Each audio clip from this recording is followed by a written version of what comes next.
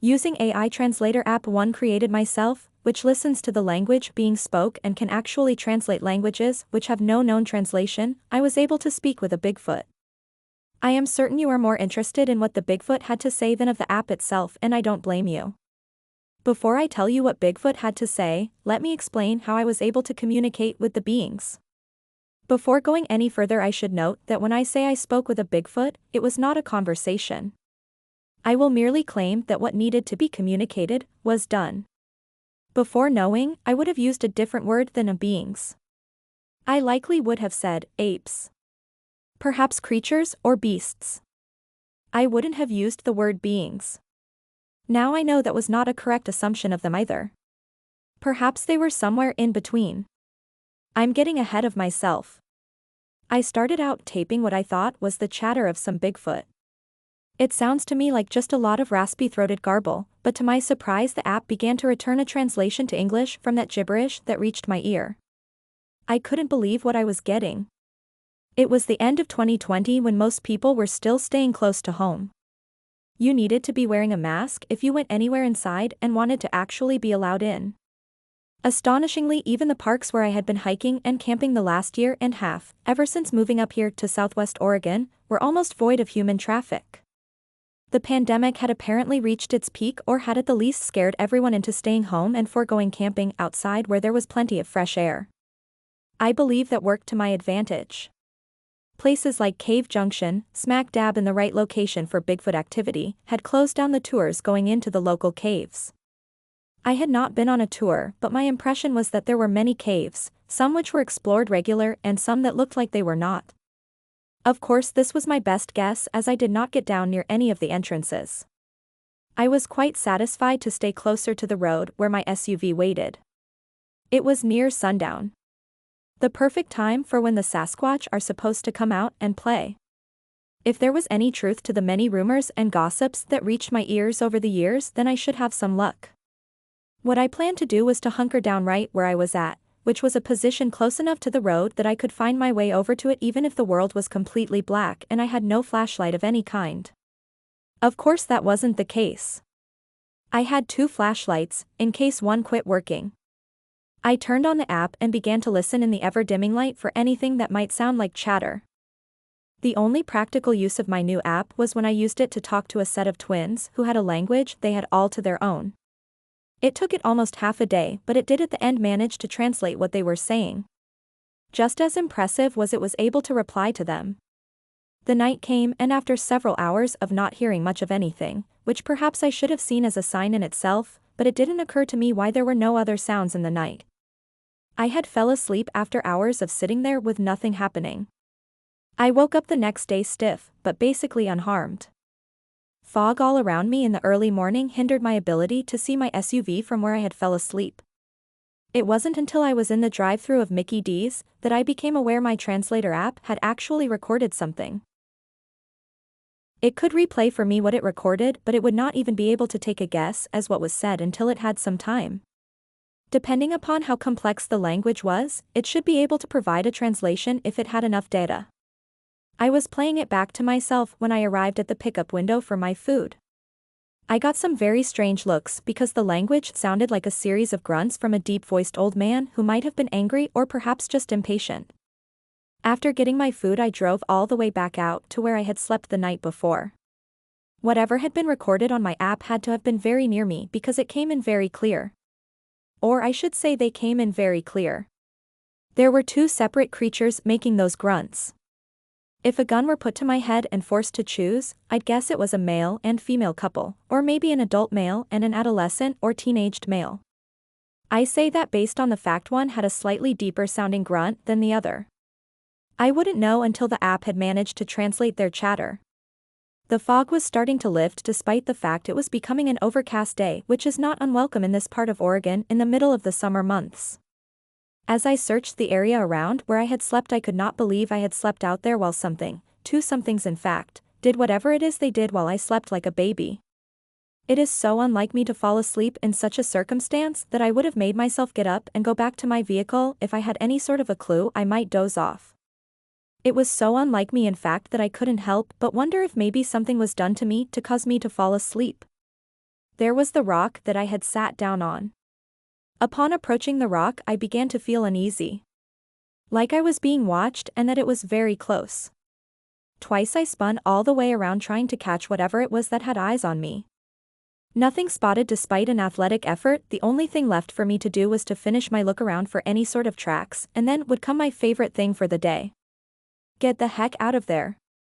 I didn't just feel like that there was something or someone watching me, it felt more like there was an army of ninjas out there with me. One behind each and every tree. I didn't dare try to test that theory for fear it would prove correct. Being summer, it was of course naturally hot, but I was sweating profusely. I hadn't sweat like that since being back at home in Missouri, where the humidity could reach 85 or 90% on days after a rain. This was not nearly as much a response to the heat as it was to the feeling I could not shake that I was surrounded by a team to which I did not belong, and that was wearing a uniform to which I could never grow enough to make fit. If completely honest, I did not waste a lot of time looking for those tracks I had drove all the way back out there to find. I walked out to that rock and then did a circle around it, and I did in fact see a print, which was clear enough for me to see it was at least 17 inches in length, maybe 20. Hard to say for sure because as my eyes were seeing the print, the rest of my body was in high gear for returning to my SUV. That's right. I ran like a scared little girl all the way back to my SUV, afraid to look back over my shoulder for what might be there.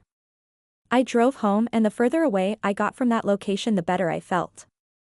Cave Junction is about 30 to 40 minutes from where I was living, and by the time I rolled into my hometown of Grants Pass, Oregon, the feeling I was being watched had been replaced with curiosity.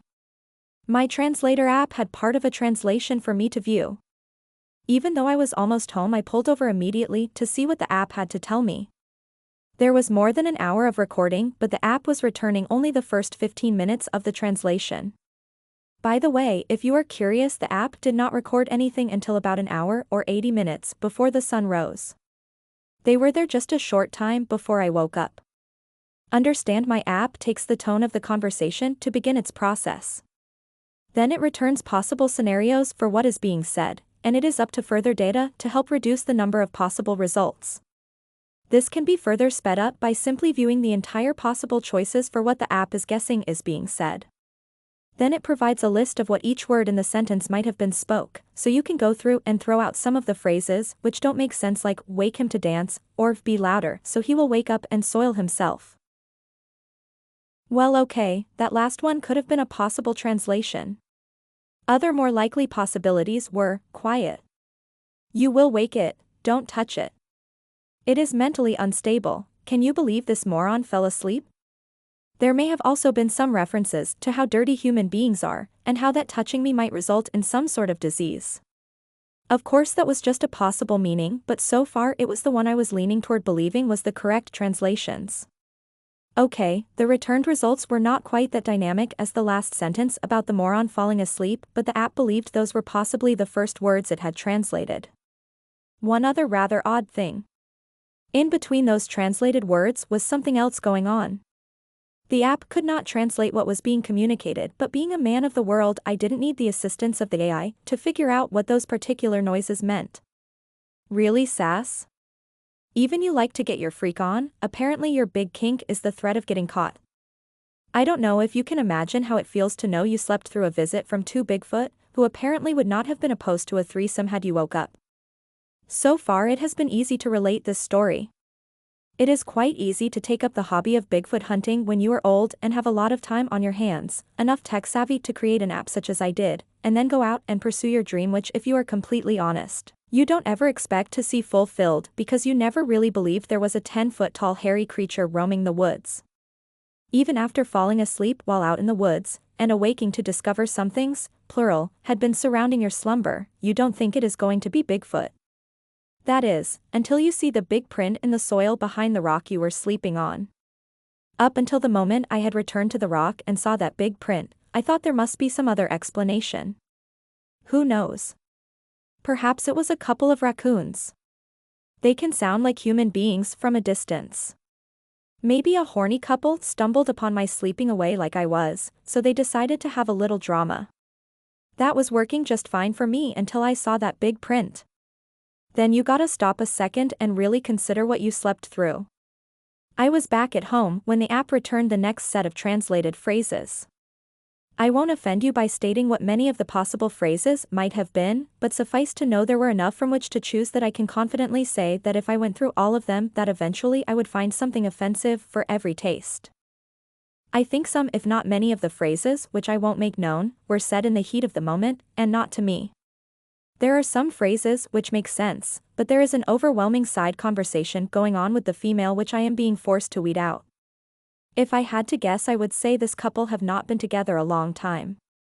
In fact, they may be still on their honeymoon because the male of the two just seems to have a one-track mind while the two of them are in my presence.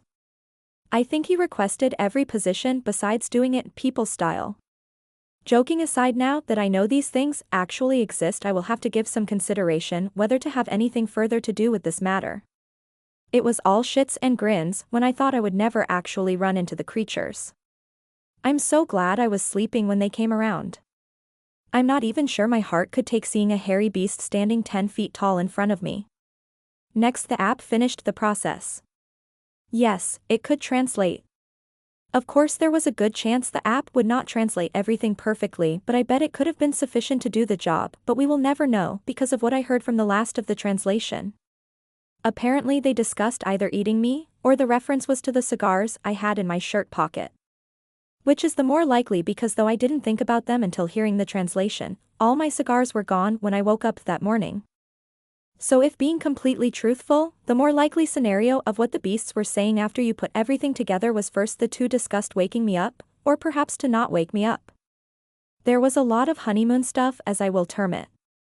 I had several ways to interpret what they were saying, which ranges from being quite comical to quite dominating, which someday someone will likely discover which, but I won't be the one to do it. If you're curious, I will say my best guess is that the conversation which was recorded was one of a virgin turned not, whether by marriage or perhaps season, whom had very much enjoyed the journey and that was very eager to revisit the sensation again. So much so that he didn't really care much whether I was there, whether I woke up, or not.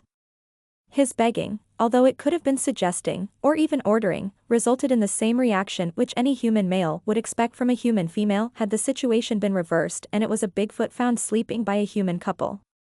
She was having nothing to do with it. So even if my first impression was wrong, and the male was being more forceful than toward begging, the result was the same. Apparently, no means no in Sasquatch as well as in human terms. When the no was made clear, the conversation went towards other things aside reproduction, but the male would quickly bring the subject back around full circle. On a side note, based just on this one incident, I find it rather hard to believe there are not more of these creatures floating around out there. It was obvious they had already entered into the act of reproducing, so the matter was not so much whether she was willing, but rather that she was just not willing while a human being was sleeping right next to them. Their conversation went to the inherent risks being around human beings would involve, which quickly morphed to more adamant points of how we humans were at the least infected with that horrible stench that accompanied our clothing, and that was in our hair. That in my case, since I was stupid enough to be in their world completely unequipped, which by that one of the following words was gun, other choices were weapon, protection, or protected by numbers. Phrases which inferred I should have been packing heat if I wanted to come to their world and play. Then there were the references to the obvious fact that there was something wrong with my mental facilities to begin with, or I wouldn't have been found sleeping out in the woods by myself by them. Frankly, their whole conversation could also have went something like they didn't want to wake me up before they ate me, but then they thought twice about that because whatever was affecting my brain might be passed on through eating. Let's put it this way. At the end of the day, there was no way I had any intention in ever going back out into the wilderness. I didn't want to meet a 10-foot-tall hairy beast which may or may not have the attitude towards human beings as I just described. That is where it would have ended if not for the discovery of a stream that had some toxic insecticide spilled into it at the top of one of the mountains. News specials came charging out to interrupt regular scheduled broadcasts.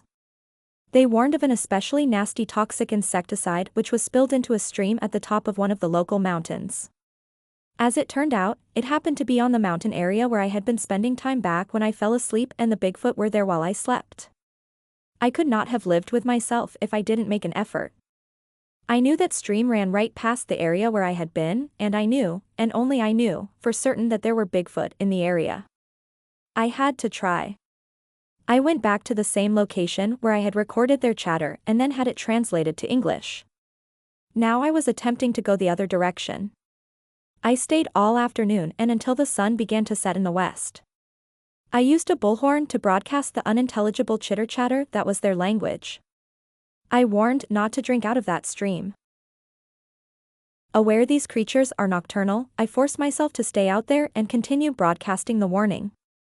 When the sun started the slide over the horizon to the other side of the planet, I became aware of two things very quickly.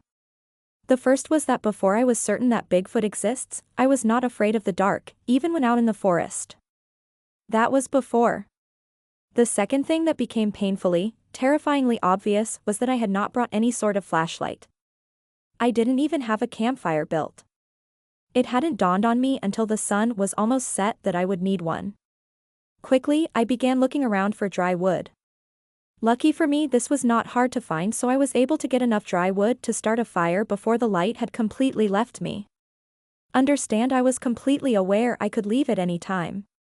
Believe me, I fought the urge to turn around and race back to my SUV on an almost constant basis. Especially when I started hearing things moving around out there in the darkness. As I stood there nursing the campfire into better health, the thought crossed my mind how I should get some sort of prize. To be honest, at the time, while standing there being terrified, I felt a Nobel offering would not have been too much for trying to save Sasquatch lives. Aside the crackling of the fire, there were plenty of noises which had me wondering if that was going to be the last night of my life. After all, I had no way of knowing for certain how the translation from my language to theirs was being received. I mean, if I could have had such a range as to thinking they were either going to eat me or my cigars, then it was no leap of the imagination to think they might have had the same range of possibilities of what I was trying to say to them. In fact, the idea crossed my mind that what if what was being played to them came across as a challenge? A threat. Take a drink from the stream and you will be killed. I began to get more and more uneasy as the night matured. I began to feel like something, most likely them, was right behind me in the darkness. I found myself keeping the fire to my back so my front was facing out toward the darkness so that at least I wouldn't be hit from behind. Things even reached a point where I was picking up pieces of the campfire which were burning and holding them out in front of me as protection and as a way to ward off any potential attacks. On top of everything else, I was very aware that although my vehicle wasn't a terribly far distance, that I would stand the risk of becoming lost in the darkness if I tried to make a break for the security of my Honda Pilot. There was no moon that night, at least not up to that point.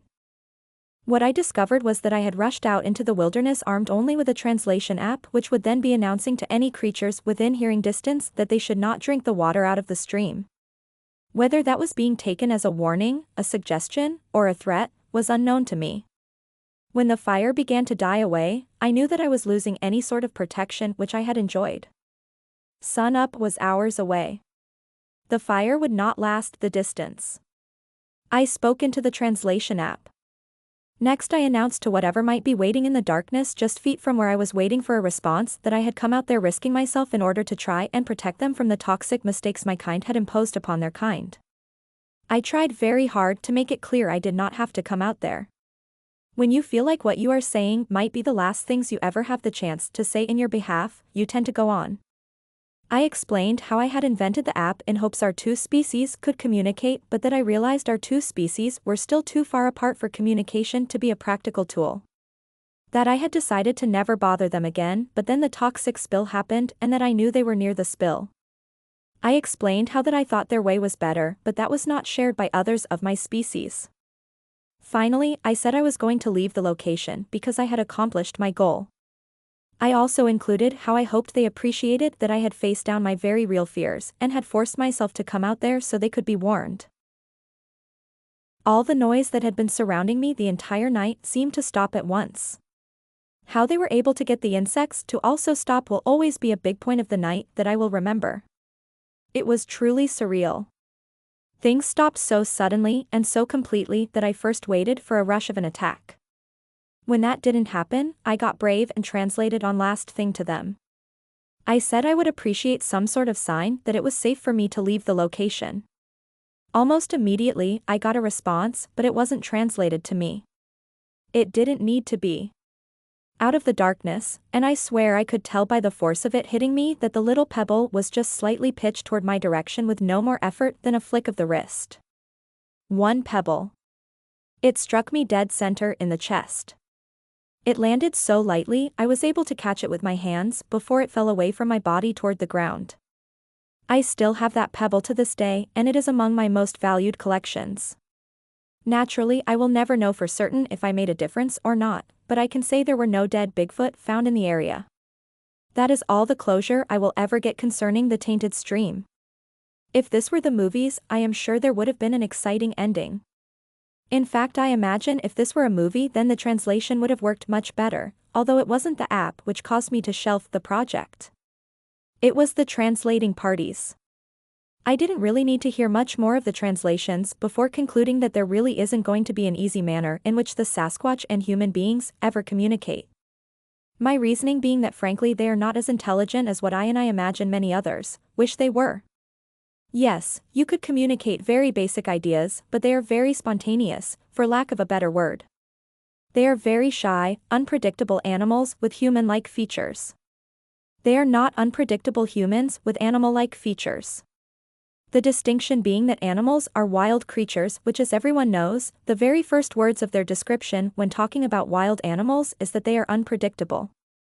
The biggest reason I have no desire to go back into the wilderness, even though I suspect my translating app works with considerable success, is because I have looked at all the data available to me and concluded there is enough of a chance that I would meet with a violent end if I were to pursue this, that I am quite comfortable not ever bothering with the matter again.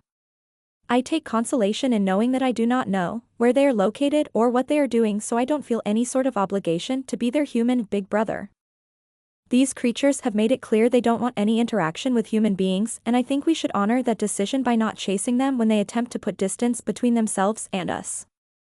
I know it is hard to understand that they wouldn't want to know such interesting and trustworthy creatures such as human beings. Roll eyes.